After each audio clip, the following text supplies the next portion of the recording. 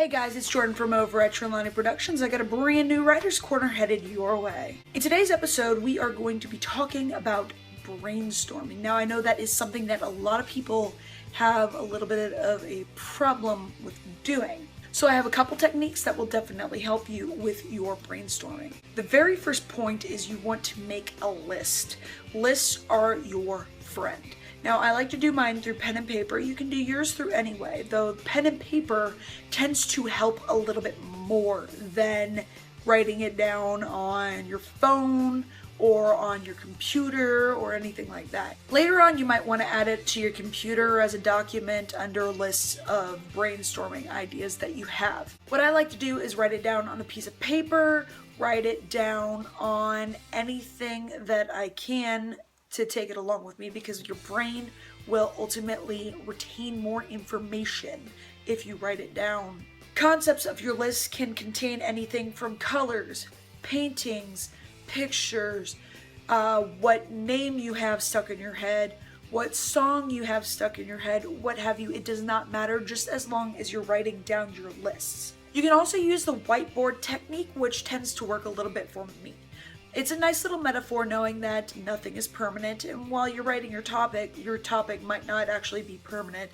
You can be going along with your story and realizing it's completely different from what you had before. I will be talking about staying organized to your original topic in a later video.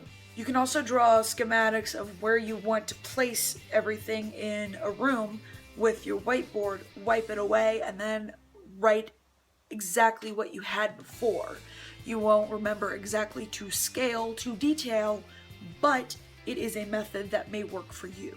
A couple professors that I have has said that you are inspired by different forms of media, whether it be film, whether it be prose, poetry, songs, you name it, video games, everything inspires your writing. So what I like to do is create little Venn diagrams where I put those stories, those concepts in one column.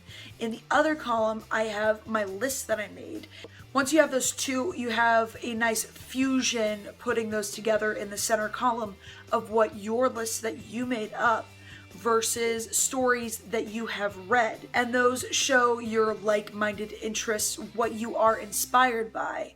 Say if you are inspired by Poe's work versus Shakespearean work, if that's fused together with your own mind, you know exactly what you are going to write about. With that Venn diagram situation, what you are doing is helping to prevent plagiarism before it starts, because you have columns that have already been written. You have your ideas, you have that fusion together. You can make some fan fictions, you can make anything you want, but it helps you stay on target if you want to try to make something completely different than what you're used to reading, what you're used to gravitating towards versus something else. My methods that I work with might not work with you. That is completely okay. I'm just trying to help you figure out ways to brainstorm.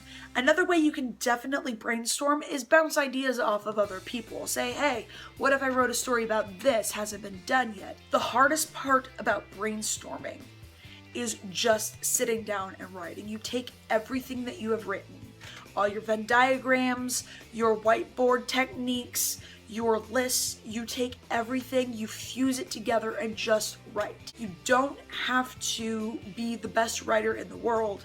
It's going to be your throwaway draft. I will talk about throwaway drafts in a later video. The only thing that you need to do is start writing. If you start writing, if you use your brainstorming techniques, everything will go smoothly. This week's prompt of the day is write a story, a poem, whatever you would like, whatever you gravitate more towards, about a letter that you are giving to a loved one who has passed away. This can be fictitious. This can also be a nice healing technique to help you cope with the death of a loved one, or if you just want to say something, say your father passed away and you just want to say something to him, get everything off of your chest. It's a nice way to try to tidy up and think of ways that you have not thought before. All right, that's all for me. My name is Jordan. I will see you on Monday.